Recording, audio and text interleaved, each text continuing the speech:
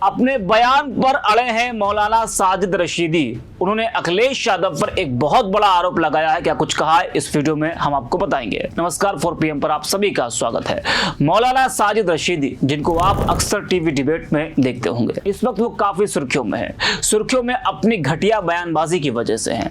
मौलाना कहते हुए भी शर्म आ रही है। उन्होंने सपा सांसद डिंपल यादव पर जिस तरह से अभद्र टिप्पणी की, उसको लेकर बवाल मचा है। सफाई कार्रवाई की लगातार मांग कर रहे हैं। वही एनडीए सांसदों ने भी जमकर प्रदर्शन किया।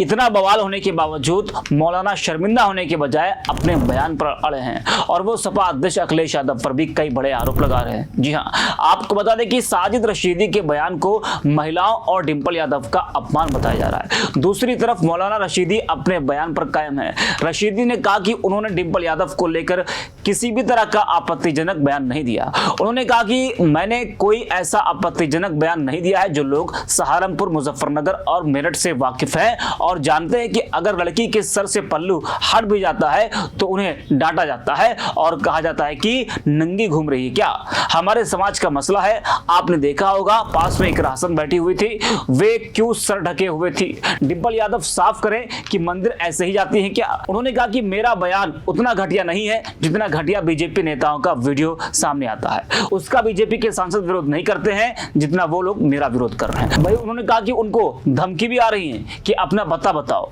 ये सब अखिलेश यादव करवा रहे हैं। जरा सुनिए साजिद को। मस्जिद के अंदर जिस अवस्था में वो बैठी हैं, इस्लामिक मान्यताओं के हिसाब से मेरी आपत्ति है। इस्लामिक मान्यताओं में इस तरह से मस्जिद में बैठना ठीक नहीं है और उसका सबसे बड़ा उदाहरण इकरा हसन है, जो उनके बगल में बैठी हुई हैं। उनको उससे सीख ले लेनी चाहिए थी कि ये मुसलमान हैं, जिस तरह से ये बैठी है मैं भी कम से कम इस हालत में बैठ जाऊं, इस तरह से बैठ जाऊं। आप अकेले मौलाना हैं, वहाँ भी तो एक मौलाना है जो अब सांसद भी हैं। वो अब मौलाना थोड़े रह गया, वो तो सांसद हो गया। आप ही ने तो कहा सांसद हो गया वो। दूसरे ये है कि वो तो अनऑथराइज बैठा हुआ है। तीसरे ये है कि वो समाजवादी का सांसद है। आपने देखा नहीं उस फोटो में? आप देखिए, मैं दिखाता हूँ आपको। उस फोटो में कैसे गुलामों की तरह हाथ जोड़े हुए बैठा है। ये देखिए किस तरह से, किस अवस्था में बैठा हुआ है, बिल्कुल ऐसे जैसे अपने आका के सामने बैठते हैं। तो इसकी हिम्मत हो सकती है, समाजवादी पार्टी का ये सांसद है, इसकी हिम्मत हो सकती है अपनी सुप्रीमो की वाइफ से ये कहने की कि आप गलत अवस्था में बैठे हो। मस्जिद की मर्यादा। सबसे बड़ा मुजरिम तो यही है, सबसे बड़ा मुजरिम। एक तो इसलिए मुजरिम है कि ये अनऑथराइज बैठा है। इसने अपना शक्ति प्रदर्शन करने के लिए अखिलेश यादव को, डिंपल यादव को वहाँ पे बुलाया है ताकि लोग मेरी ताकत को पहचान सकें, जो लोग उसको निकालने के पीछे पड़े हुए हैं वहाँ से कि मेरी पहुँच कहाँ तक है। अखिलेश यादव मेरी एक बात पर आ सकते हैं। दूसरी बात ये, मैं तो उसको मौलाना इसलिए नहीं मानता कि अगर वो मौलाना होता तो इस्लामिक मान्यताओं को सामने रखते हुए वो तुरंत टोकता और वो ये कहता कि अखिलेश यादव जी, मस्जिद दुनिया की बातें करने के लिए नहीं है। चलो अगर बातें करनी है तो हम अपने रूम में बैठते हैं। उसका मकान भी 5 स्टार से कम नहीं है जो मकान उसने बनाया है। उसमें टीवी भी सब कुछ लगे हुए हैं। बैठने का अलग से हॉल है, उसमें चेयर वगैरह सब पड़ी हैं।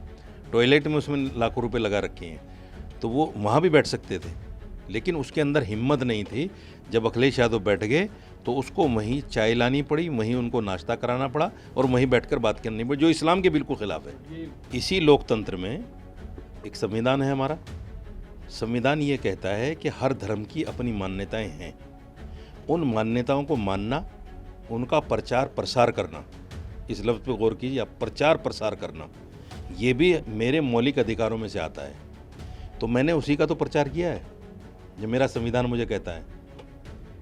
कि मेरा संविधान मुझे ये कहता है कि अपने धर्म के अकॉर्डिंग अगर कोई आदमी अनादर कर रहा है मस्जिद का, तो उसको आप कहिए कि ये अनादर कर रहे हैं आप। मैंने यही तो कहा कि आप अनादर कर रहे हैं। काफ़ी शब्दों को तो दिखाया चलाया जा रहा है। ये नंगा शब्द इस्तेमाल करना कितना जायज़ है? देखिए, नंगा शब्द कोई इतना आपत्तिजनक नहीं है, क्योंकि समाज में भी ये लफ्ज़ बोल दिया जाता है। अब जो लड़कियां शॉर्ट पहन के चलती हैं, हर कोई उनको देख के बोल देता है नंगी जा रही हैं। हालांकि वो बिल्कुल नंगी नहीं होती, लेकिन बोल दिया जाता है कि नंगी जा रही हैं। तो इसका मतलब वो नंगी थोड़ी होती हैं। अगर मैंने नंगा शब्द बोल दिया, मेरा मकसद ये है कि धर्म के हिसाब से जहाँ वो बैठी हुई थी वहाँ सर पे पल्लू होना चाहिए था, उनका पूरा कवर होना चाहिए था जिसमें। इससे भी बड़ा सवाल मैं आपको बता रहा हूँ कि जिस आदमी ने वो फोटो खींचा है वो समाजवादी पार्टी का ही तो नेता होगा कोई। उसी ने तो सोशल मीडिया पे डाला है जानबूझ के कि इस पर बात होगी। मुसलमानों को जलील करने के लिए, मुसलमानों को अपमानित करने के लिए और मुसलमानों को ये दिखाने के लिए बेवकूफ़ों, जाहिलो, तुम्हारा वोट लेकर हम जो है पार्लियामेंट पहुंचते हैं, हम एमपी बनते हैं, हमारे 35-36 एमपी आते हैं, हम नहीं समझते तुम्हें कुछ भी। देखो तुम्हारा एमपी भी हाथ जोड़े बैठा है और हम तुम्हारी मस्जिद में बैठकर सियासी मीटिंग कर रहे हैं, जो करना हो कर लो। ये जानबूझकर तो मुसलमानों को जलील करने के लिए ऐसा किया गया है। पूरा समाज गुस्से में है। कुछ लोग कह देते हैं, कुछ लोग कह नहीं सकते, घूट पी जाते हैं। अब देखिए, मैंने बोला तो मेरे खिलाफ एफआईआर हो गई। जो हिंदू धर्मगुरु खड़े होकर मुसलमानों को विधर्मी, मलेच, इनसे कारोबार ना करो, इनको दुकान किराए पर न दो, इनको मकान किराए पर न दो, जो इस तरह के वर्ड, इस तरह के शब्द बोलते हैं, उन पर एफआईआर नहीं होती, क्योंकि वो उनके मतलब के वर्ड हैं। सपा के नेता ने कराया। अब उनसे आप पूछिए कि परसों से जो लोग मुझे माँ बहन की गालियाँ दे रहे हैं, मेरी बच्ची तक का बलात्कार करने की बात कर रहे हैं, मुझे जान से मारने की लोकेशन मुझसे मांग रहे हैं कि लोकेशन दे दो, तुझे वहीं आके मारेंगे, तो क्या ये अमर्यादित, ये मर्यादित है? अखिलेश यादव करवा रहे हैं। अगर समाजवादी पार्टी का कोई कार्यकर्ता फ़ोन कर रहा है तो वो अखिलेश यादव ही कर रहा है। क्या फोन कॉल आ रहे हैं? यही आ रहे हैं, माँ बहन की गालियाँ, बच्ची के साथ गलत काम करने की धमकी, मुझसे लोकेशन मांग रहे हैं कि तुम्हें मार देंगे जान से। तो पूरे देश के मौलानाओं की ठेकेदारी सिर्फ आपके पास है? नहीं, इस्लाम की ठेकेदारी मेरे पास है। पूरे देश के मौलानाओं को तो नहीं मैं जानता कि उनके अंदर मर्यादा बची है कि नहीं बची है। जैसे मुहिबुल्लाह नदवी के अंदर मर्यादा नहीं है, वो सांसद क्या बन गया, गुलाम बन गया पार्टी का, उस इस्लाम की मान्यताओं को भूल गया, तो मैं तो भाई मान्यताओं को याद दिलाऊंगा उनको। इतना भी मेरा आपत्तिजनक नहीं था कि लोग भड़के हुए हैं पूरे देश में और एफआईआर तक हो रही हैं, इतना भी आपत्तिजनक नहीं है। मुझसे ज़्यादा तो आपत्तिजनक वो था जब हाईवे पर एक नेता ने औरत के साथ दुष्कर्म किया। कितनी महिलाओं ने प्रोटेस्ट किया पार्लियामेंट में? एक महिला ने अगर किया हो तो बता दो। यानी महिला के साथ सरेआम रेप हो जाना उनके नज़दीक बड़ी घटना नहीं है।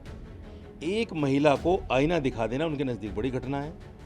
तो ये बात इस बात को दर्शाती है कि राजनीति हो रही है, मेरा नाम लेके हो रही है, मुझे फंसाने के लिए हो रही है। मैं चूँकि मुसलमान हूँ, मुसलमानों को नीचा दिखाने के लिए हो रही है और ये बताने के लिए हो रही है कि मुसलमानों की कोई हैसियत इस देश में नहीं है।